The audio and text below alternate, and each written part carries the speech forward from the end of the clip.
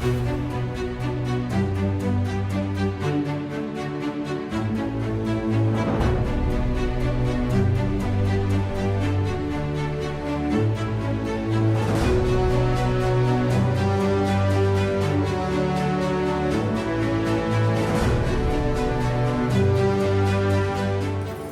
lahat po ng bumubuo ng School Division Office ng Lungsod ng May Kawayan, ito po inyong lingkod, Daniel Ramirez Fernando, bumabati po sa inyo ng isang masagana at maligayang bagong taon.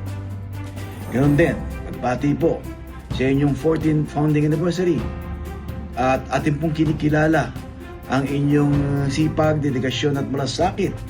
Malasakit po sa ating sektor ng edukasyon. Sa bawat guro at kawani ng SDO May Kawayan, kayo ang ugat ng inspirasyon, kaalaman, tagahubog at pangarap at gabay ng ating mga kabataan.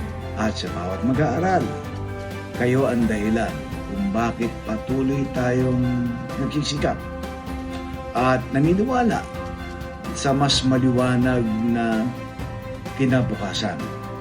At kasama po ninyo ang pamahalang panlalawigan. Hindi po kayo iiwan. Buo ang suporta. Suporta po namin sa inyong mga programa, saka po sa kapakanan ng ating mga guro at tagumpay ng ating mag-aaral. Patuloy natin pagtibayin ang kalidad ng edukasyon dito sa lungsod ng May Kawayan at sa buong lalawigan ng Bulacan.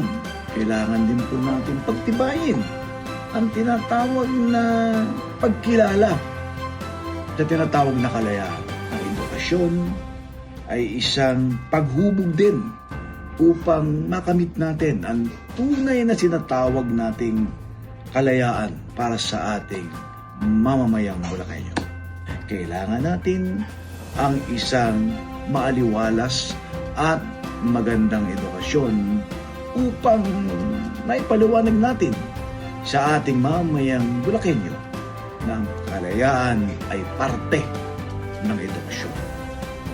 Again, congratulations to SDO May Kawayan, and may we have a meaningful year ahead. Thank you, and God be the glory. Happy New Year!